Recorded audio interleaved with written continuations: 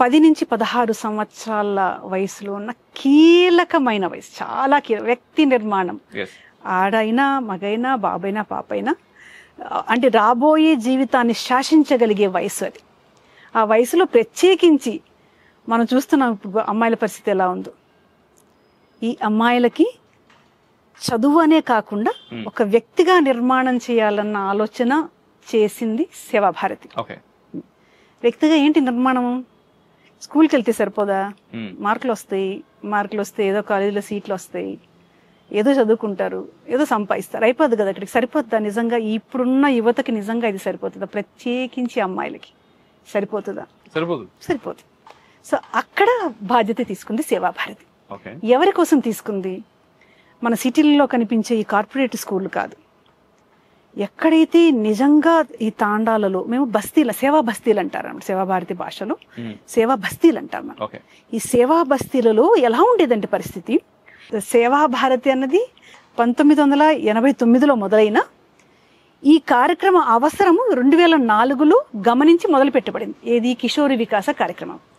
ఇది ఎవరి కోసం ప్రత్యేకించి చేస్తారంటే ఈ బస్తీలలో పిల్లలు.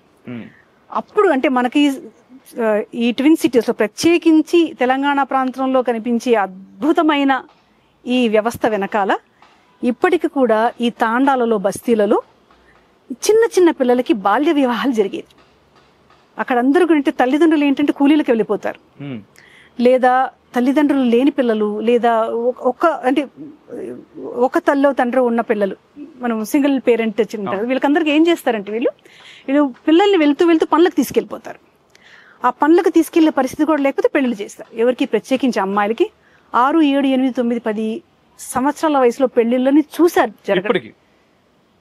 ఇప్పటికీ మార్పు వచ్చిందని చెప్పడంలో సంతోషపడుతుంది. ఎందుకంటే సేవాభారతి పాత్ర కూడా ఉంది, మార్పులు వస్తున్నాయి, ఇప్పటికి కూడా జరుగుతున్నాయి అన్నది కూడా నిజమే. మోతాదు తగ్గినా ఇప్పటికి కూడా జరుగుతున్నాయన్న మాట నిజం. హైదరాబాద్ సరౌండింగ్స్ లోని, మన చుట్టూని, మన బస్తీలలోని, ఈ సిటీ అవుట్స్కట్స్ లో వెళ్తే చాలా తాండాలు బస్తీలు ఉంటాయి. వీటిలో ఇప్పటికీ కూడా చాలా రీసెంట్ గా కూడా జరిగిన కేసులు ఉన్నాయి. కారణాలు ఏంటంటారు వాటికి?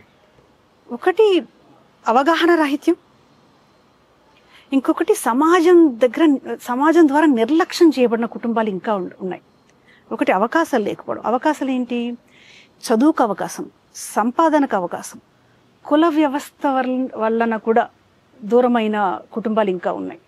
అంటే ఈ పని చేస్తున్నారు కాబట్టి సమాజంలో ఇమడలేని కుటుంబాలు ఇంకో కోకులలు ఉన్నాయి. వీరికి ఏంటంటే ఒక ఒత్తిడి, ఇంట్లో ఒక పాప ఉందంటే ఒక రకమైన ఒత్తిడి. మనం చిన్నప్పుడు విన్నాం కదా, అది ఇంకా కూడా వాస్తవ రూపంలో ఉంది. ఎంతో కొంత తగ్గిందని చెప్పిన మనం ఎప్పుడు మాట్లాడుకుంటున్నాం? 2004 ప్రాంతాల్లోది మాట్లాడుకుంటున్నాం. ఎలా అంటే ఇక్కడ వ్యవస్థ ఎలా ఉంటుంది సేవాభారతిలో, సమాజంలో రకరకాల ప్రదేశాలకు వెళ్ళి పెద్దలు సర్వే చేస్తారు. అంటే ఒక బస్తీకి వెళ్ళాం అనుకో, అసలు ఏంటి అక్కడ బస్తీలో ఉన్న అవసరాలు ఏంటి అంటే, వాళ్ళకి తిండి కష్టపడుతున్నారా, బట్ట కష్టపడుతున్నారా, ఉద్యోగానికి కష్టపడుతున్నారా, కష్టపడితే మంచి బ్రహ్మాండమైన సర్వేలు జరుగుతాయి. ఇక్కడ కనిపించిన ఒక ఘోరమైన పని ఇదనమాట. అంటే బాల్య వివాహాలు జరగడము, స్కూళ్ళకు పంపించండి, ఇద్దరు వెళ్ళిపోతారు, తల్లిదండ్రులు ఇద్దరూ వెళ్ళిపోతారు. అమ్మాయిని ఇంట్లో ఒంటరిగా వదిలిపెట్టలేదు. వాళ్ళకి ఏం సేఫ్ అనిపిస్తుంది? అప్పుడు ఏదో ఒక అయ్యే చేతిలో పెట్టడం సేఫ్ అనిపిస్తుంది. అలా బాల్య వివాహాలు జరిగేది. మరి బాల్య వివాహాలు ఆపాలంటే ఏం చేయాలి మనం? మొదట వాళ్ళకి భరోసా ఇవ్వగలగాలి. మేమున్నామని భరోసా ఇచ్చి చదువు రూపంలో వాళ్ళని స్కూల్కి పంపించగలిగే ప్రయత్నం చేయాలి. ఒకవేళ ఈ పిల్లలంతా ఏం చేస్తారు? మహా అంటే గవర్నమెంట్ స్కూల్స్కి వెళ్ళే పిల్లలే ఉంటారు వీళ్ళు. ఆ గవర్నమెంట్ స్కూల్స్కి వెళ్ళినా కూడా ఏమవుతుంది? ఇంట్లో తల్లిదండ్రులు ఉండరు. అదే 4 ఇంటికి వెనక వచ్చిన తర్వాత వాళ్ళకి ఏమి దిశానిర్దేశం ఉండదు. అదే అల్లరిచిల్లగా రోడ్ల మీద పడి తిరుగుతూ ఉంటారు పిల్లలు. మళ్ళీ అదే వ్యవస్థ. సరే స్కూల్ దాకా వెళ్ళినా కూడా సమస్య అక్కడ తగ్గలేదు. అప్పుడు ఏం చేయాలి? ఆఫ్టర్ స్కూల్ ప్రోగ్రామ్స్ అని మొదలుపెట్టారు మన వాళ్ళు. ఆఫ్టర్ స్కూల్ ప్రోగ్రామ్స్ స్కూల్ నుంచి వచ్చిన తర్వాత ఆ పిల్లలకి కూర్చోబెట్టి ఆ స్కూల్లో ఏం జరిగింది వాళ్ళకి ట్యూషన్ రూపంలో చెప్పడం మొదలుపెట్టారు. వినడానికి ట్యూషన్ అన్న మాట మాత్రం వినిపిస్తుంది, కానీ దీని వెనకాలమైన అద్భుతమైన వ్యవస్థ జరుగుతుంది. ఎందుకంటే వాడికి ఆత్మ న్యూనత ఉంటుంది, వెళ్ళేది అర్థం కాదు, ఇంట్లో చెప్పడానికి అవకాశం ఉండదు.